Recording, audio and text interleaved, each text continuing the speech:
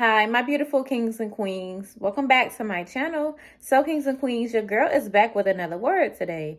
So, the topic of today's word is waiting upon the hand of the Lord.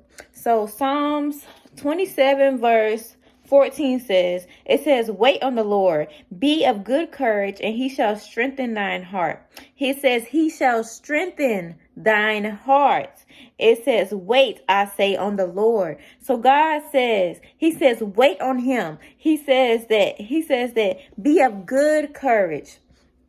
So God says that for some of us, this is our waiting season. God says that he is pruning you. He is pruning and preparing you for the blessing. He is pruning and preparing you to become that mighty thing. So God says, he says that a lot of us, we like to rush the process, but God says in this season that he says that this blessing is going to be so big. This blessing is going to be so huge that he says that you don't want to receive it prematurely. God says that he is preparing you for the thing. God says that he has already ordered your steps. He had already ordained you. God already ordained you to become that thing. He had already ordained you to be the mouthpiece for your generation. So God says that you don't want to rush the process. He says that you don't want to get ahead of him. But God says that you must wait on his hand. Wait on the thing that he has promised to you. God is saying in this season that you do not want to miss out on this blessing that he has for you.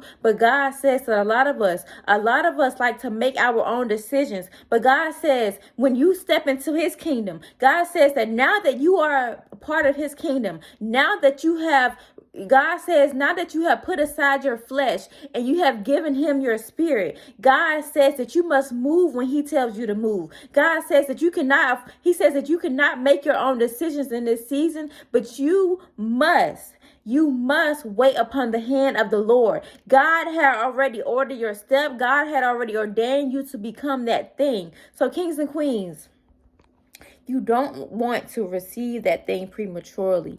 God is telling us in this season, he is saying that his people, his children, have to call on his name.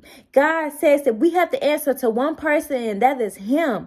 God says that he is our provider. He is our way maker. He is the ordainer of all things. So God ordained you to be that thing. God says that you don't want to rush the thing that he has for you. Kings and queens, a lot of us are asking for the blessing, but have we prepared ourselves for the blessing? Have we sat in that thing? Have we sat with God and really asked him to order our steps?